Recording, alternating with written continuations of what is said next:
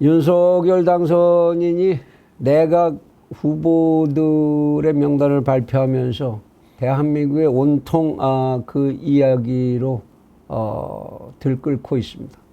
채널24K 하성영의 단도직입, 오늘 그 이야기를 좀 해야 되겠습니다. 그러한 내각의 발표 속에 여러 가지 다뤄야 할, 그리고 눈여겨보아야 할 대목들이 많이 있습니다만은, 무엇보다도 많은 사람들의 눈길을 끌고 있는 것이 한동훈 검사장의 법무부 장관 임명, 이것이 아닌가 싶습니다. 여기에 대해서는 여러 갈래 이제 분석들이 나오고 있습니다만은, 거의 모든 얘기들이 참 파격이다, 이런 얘기들을 하고 있습니다. 그런데 채널24K에서는 이게 왜 파격이냐, 무엇이 왜 파격이냐, 이러한 인사를 파격으로 받아들인다면 그것을 파격이라고 인식해야 되는 이 사회에 무언가 문제가 있기 때문이 아니냐, 그런 생각을 하게 됩니다. 많은 언론이나 의젓한 양반들이 그런 걱정을 하는 것 같습니다. 검수완박을 밀어붙이고 있는 앞으로의 야당, 그들과의 충돌이 참 걱정이 된다. 채널24K에서는 근데 그게 걱정이 되지 않습니다. 검수완박이라고 하는 더불어민주당의 지향이 잘못된 것이라면, 그러면 그것과 충돌하는 세력이 있어야 하고 충돌하는 주체가 있어야죠. 그래야 이 사회가 제대로 유지될 게 아닙니까? 잘못된 것이 그대로 시행된다면 그러면 새로운 권력이 서야 할 명분도 없겠죠. 그게 왜 파격이죠? 왜 걱정입니까?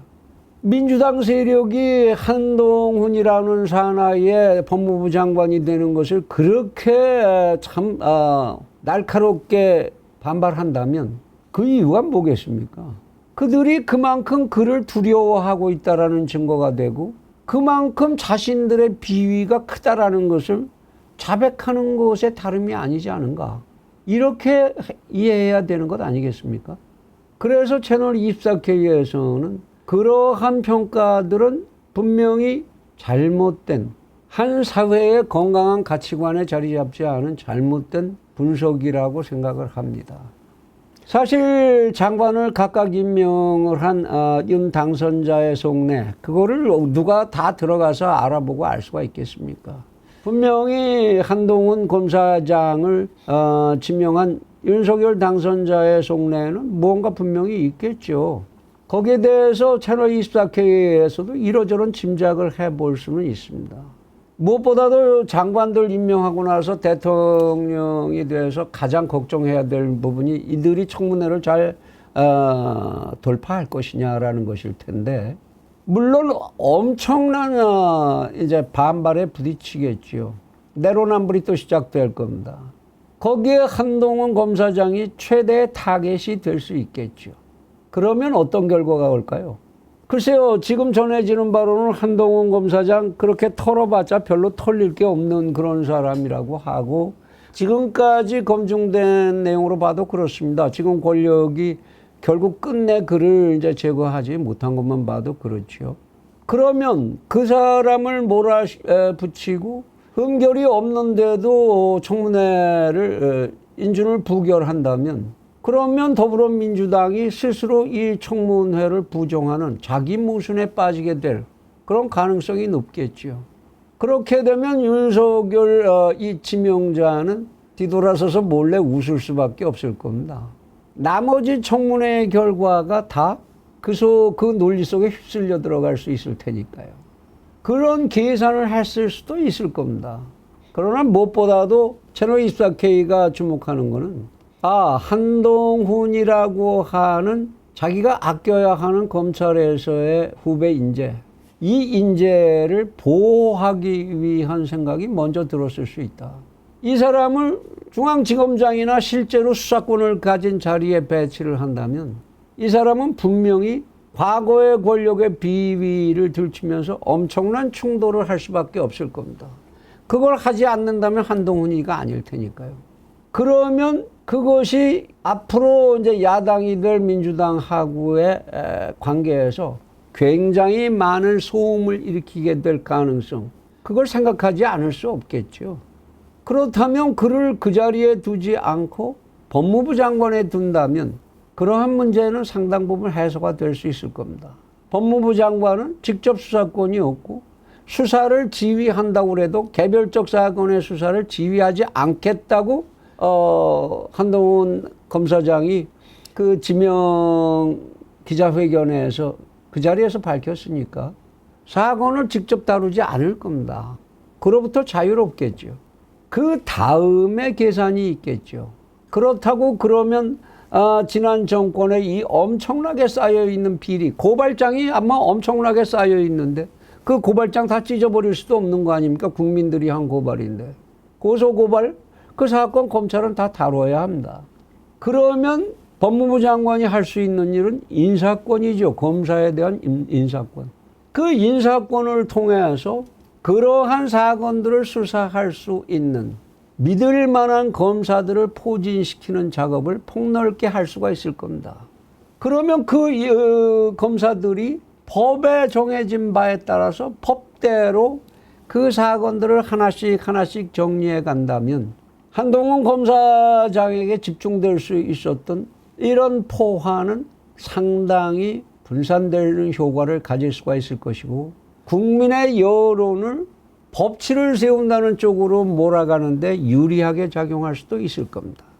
이런 계산을 검찰이라는 것을 속속들이 속성을 이해하고 있는 윤석열 당선자가 계산하지 못했을 리가 없겠죠. 그러면 결국 남는 문제는 뭐냐? 한동훈이 이제 어떻게 처신할 것이냐 하는 문제뿐입니다. 그날 기자회견에서 제가 본 한동훈은 아직까지 좀 위험한 상태다. 그 자리에서 하지 않아도 될 말을 왜 나를 세우는 그런 말을 하필 그 자리에서 하느냐. 무슨 나쁜 짓 한 놈들 다 잡아놓는 게 검사다라든지. 그러고 또 이 정권에서 저질러진 악패 뭐 이런 얘기들을 무엇 때문에 해야 하느냐. 원래 큰 맹수가 사냥감을 잡을 때는 접근하기 전에는 발톱을 세우지 않는 법입니다. 덩샤오핑이가 얘기를 했죠.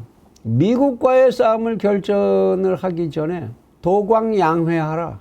내 힘을 먼저 기르고 상대방이 내 힘이 잘하고 있다는 것을 눈치채지 못하게 하라.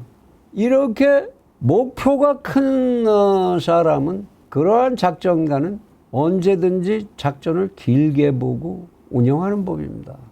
그래서 그가 무엇을 하는지 남들이 알지 못할수록 더 그 사람의 내공을 쌓이게 되는 거죠. 자기가 인사만 딱 해놓고 밑에서 그런 검사들이 담당 검사들이 사건을 추적해 들어갈 때 정치권에서 야 이거는 무리한 수사고 뭐 이러고 불만이 막 나오고 법무부 장관에게 항의한다면 법무부 장관은 그렇게 얘기하면 되죠. 아 글쎄요 저도 제가 보기에도 좀 다른 좋은 방법도 있지 않을까 좀 화해적인 방법도 있지 않을까 하고 생각도 해보고 같이 이야기도 해봤는데 근데 그 사람들이 하는 일이 그 사람들이 보고하는 거 보니까 정말도 너무도 철저하게 준법적이고 법률적으로 틈이 없는 그러한 객관적 수사를 하고 있더라고요. 그러니 전들 거기다 뭐라고 더 얘기할 말이 있겠습니까? 참 저로서도 참 안타까운 부분이 없지 않습니다. 이런 식으로 밑을 감싸고 자기를 지키는 그런 전략, 이런 내공을 갖춰야 되겠죠. 그래서 긴 말 지금 할 때가 아니고 앞으로 하는 거 더 봐야 되니까 요약해서 말을 하자면 한동훈 미래의 법무부 장관 한 비자에게 배우기보다는 이제 노자에게 배우라 라고 충고하고 싶습니다.